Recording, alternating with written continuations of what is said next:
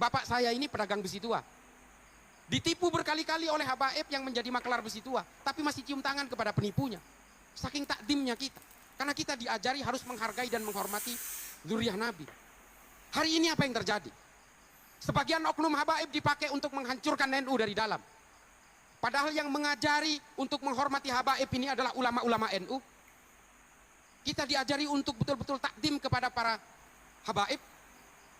Tapi sebagian oknum habaib hari ini dipakai oleh orang yang ingin menghancurkan NU dari dalam, lalu menghina ulama-ulama NU.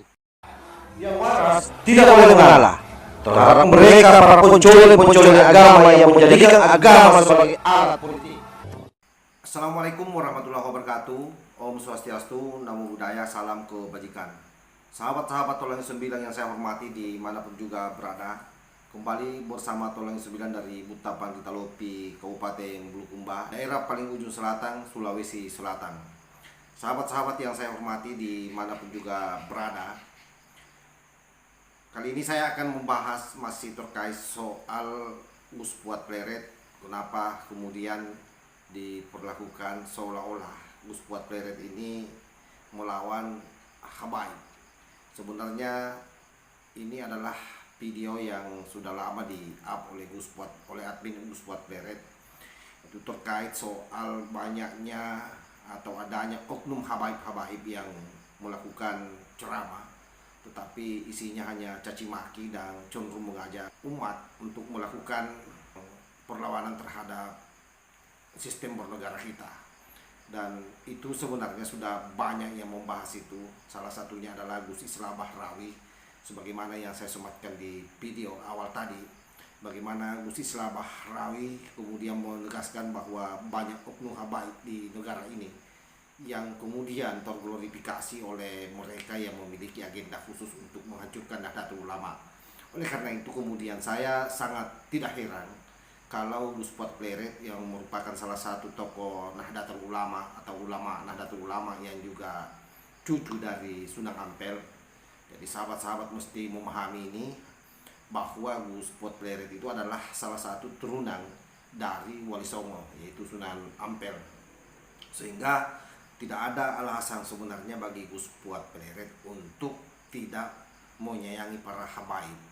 Justru karena rasa sayang terhadap habaiblah sehingga Gus Fuad Pleret tegas mengatakan bahwa sebaiknya habaib-habaib yang selama ini ceramah-ceramah tetapi ceramahnya hanya berisi cacian dan provokasi terhadap umat itu berhenti. Jadi konteksnya di situ bicara oknum. Untuk lebih jelasnya bagaimana ketegasan Gus Islah Bahrawi sekaligus sebenarnya menegaskan apa yang disampaikan oleh Gus Fuad Pleret, saya akan tampilkan seperti apa potongan video dari Gus Islah Bahrawi yang sebenarnya ini sangat panjang, durasinya ada sekitar 1 jam. Itu membahas banyak hal terkait soal bagaimana paham-paham transnasional masuk ke Indonesia ini dan apa yang menjadi agendanya. Dan di situ Gus Islah Bahrawi membahas soal seperti apa mereka memasuki pikiran-pikiran para habaib di Indonesia yang pada akhirnya mereka berharap habaib inilah yang menjadi tulang punggung untuk mengacaukan Nahdlatul Ulama, mengacaukan NKRI. Kenapa? Karena kalau bicara habaib, orang NU paling takut. Orang NU sangat segan yang namanya habaib. Orang NU sangat manut terhadap habaib. Oleh karena itulah mereka dijadikan sebagai motor oleh oknum yang tidak bertanggung jawab, yang memang ingin merubah dasar negara kita ini, yang ingin bagaimana Indonesia ini dikuasai oleh sistem yang mereka cita-citakan, yaitu sistem khilafah. Seperti apa videonya tidak perlu berlama-lama, kita simak secara bersama-sama. Orang-orang seperti kita inilah yang kemudian digerus satu persatu, kemudian direkrut oleh mereka, sehingga apa? Mereka hari ini tidak lepas dari perang. Kalau hari ini mereka menyasar teman-teman dari kalangan Nahdien untuk berusaha direkrut oleh mereka, karena mereka ingin memecah belah di antara tengah-tengah kita. Supaya apa? Supaya mereka bisa menguasai negara ini. Mereka mengatasnamakan habaib karena mereka tahu orang-orang Nahdien ini takdim setakdim-takdimnya secara luar biasa kepada para habaib. Saya pribadi ditipu oleh habaib berkali-kali tapi masih cium tangan. Ini saya ini. Saking takdimnya. Karena apa? Saya diajari oleh para ulama-ulama sepuh NU dari sejak kecil, saya harus hormat kepada zuriyahnya Nabi. Sampai sekarang Bapak saya ini pedagang besi tua. Ditipu berkali-kali oleh habaib yang menjadi makelar besi tua, tapi masih cium tangan kepada penipunya. Saking takdimnya kita. Karena kita diajari harus menghargai dan menghormati zuriyah Nabi. Hari ini apa yang terjadi? Sebagian oknum habaib dipakai untuk menghancurkan NU dari dalam.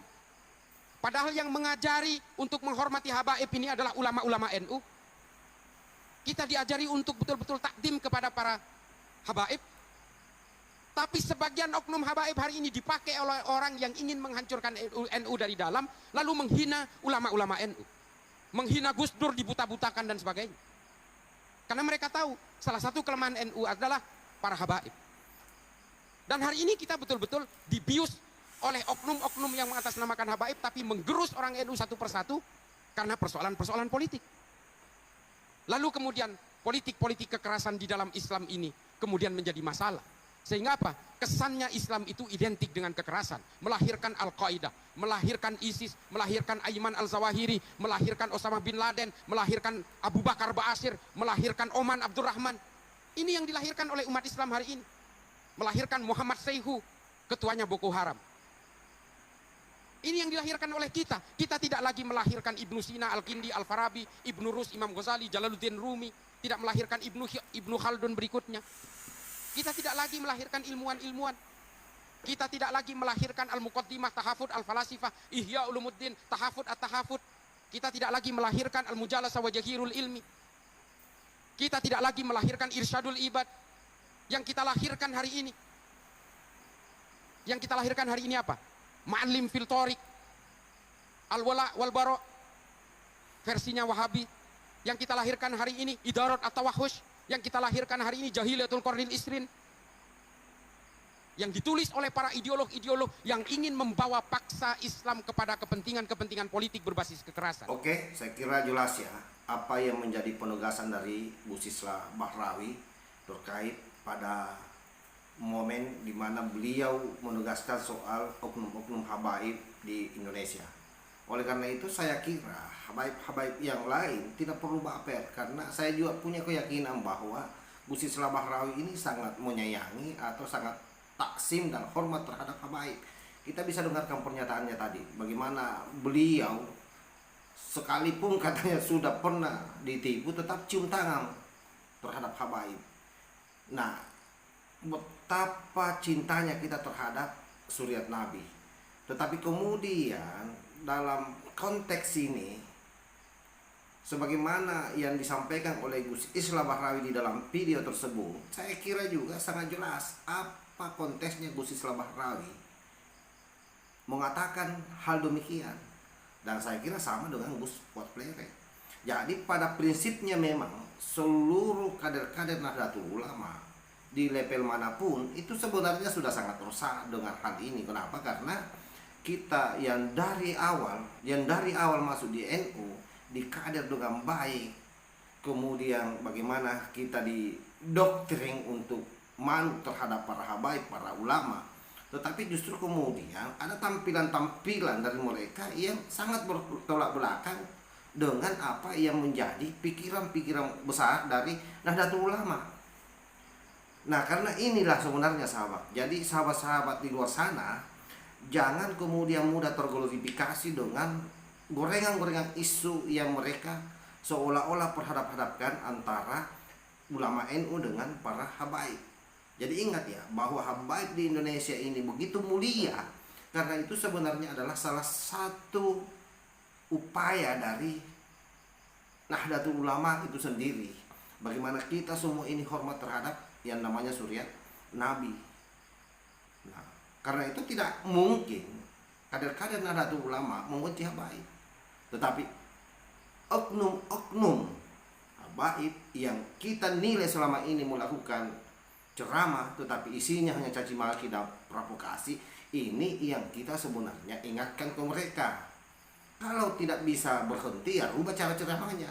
Tapi kalau begitu terus, sebaiknya berhenti. Kenapa? Karena jangan sampai merusak citra dari habaib-habaib yang lurus, yang selama ini melekat di Nahdlatul Ulama, yang selama ini menguatkan NKRI. Gitu. Saya kira jelas ini, sahabat. Jadi sekali lagi, jangan terpengaruh dengan glorifikasi di luar sana. Yang pasti bahwa NU dengan Habaib tidak bisa dipisahkan, dan seperti itulah konteks sejarahnya. Jadi sama dengan Gus Fuad Pleret, beliau ini adalah cucu dari Sunan Ampel. Karena itulah saya pesankan ke sahabat-sahabat, mulai hari ini dan seterusnya agar cerdas memilih tontonan-tontonan atau konten-konten yang beredar luas. Karena ingat, paham radikalisme ini menjadikan media sosial sebagai inkubator untuk melakukan proses kaderisasi. Jangan sampai kemudian kita terpapar dan kita tidak menyadarinya. Wallahu muwaffiq ila aqwamit thariq. Wassalamualaikum warahmatullahi wabarakatuh. NKRI harga mati, Nusantara milik kita.